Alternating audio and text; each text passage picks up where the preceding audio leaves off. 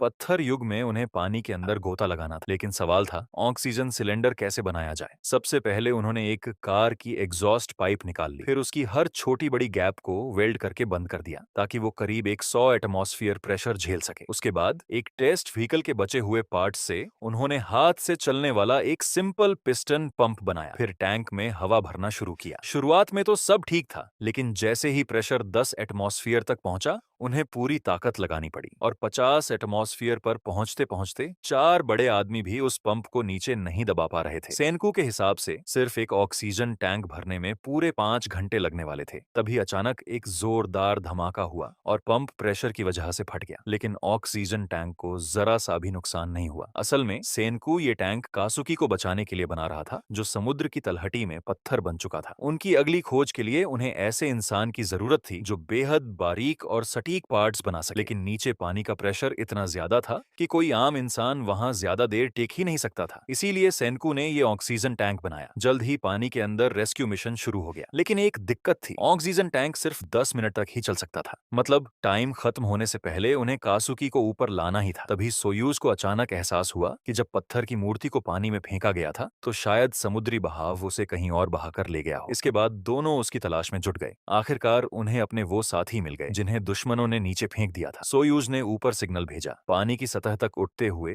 3 air bubble. सेनकू तुरंत समझ गया कि उनके सारे दोस्त मिल चुके हैं, लेकिन नीचे दोनों गोताखोरों के सामने एक बड़ी परेशानी आ गई। कासुकी की पत्थर बनी मूर्ति कीचड़ में धंस चुकी थी और वो कितनी भी कोशिश कर लें उसे बाहर नहीं निकाल पा रहे थे। ऊपर नाव में बैठे लोग अब चिंता करने लगे। सेनकू ने सांस लेने की स्पीड कैलकुलेट की और पता लगाया कि उनके पास सिर्फ 4 मिनट की ऑक्सीजन बची है। ये सुनते ही रयुसुई ने रिस्क लेने का फैसला किया। उसने रस्सी को एक तय रिदम में घुमाना शुरू किया। आसागिरी ने तुरंत पहचान लिया कि ये मोर्स कोड है। मैसेज डिकोड करने पर पता चला कि रयुसुई को रिवाइवल फ्लूइड चाहिए। सेनकू ने बिना 1 सेकंड गंवाए उसे नीचे फेंक दिया। रिवाइवल फ्लूइड हाथ में आते ही रयुसुई सीधे ताइजू की तरफ तैर गया, क्योंकि ताकत के मामले में ताइजू सबसे आगे था। लेकिन सोयूज को डर था कि रिवाइवल फ्लूइड पानी के अंदर काम नहीं करेगा। इसीलिए रयुसुई ने ऑक्सीजन ट्यूब सीधे ताइजू की तरफ कर दी ताकि उसके आसपास हवा की एक छोटी सी जगह बन सके। जैसे ही वो रिवाइवल फ्लूइड इस्तेमाल करने वाला था, उसे पता चला कि ताइजू का एक हाथ टूटा हुआ है, लेकिन आखिरी सेकंड में सोयूज ने उस हाथ को पकड़ लिया और बिल्कुल सही जगह पर जोड़ दिया। दोनों की टीम वर्क एकदम परफेक्ट मशीन जैसी चल रही थी। आखिरकार ताइजू सफलतापूर्वक जिंदा हो गया। फिर सबने मिलकर कासुकी को सतह तक खींच लिया, लेकिन ऊपर आते ही एक नई समस्या सामने आ गई। कासुकी की पीठ का एक हिस्सा गायब था।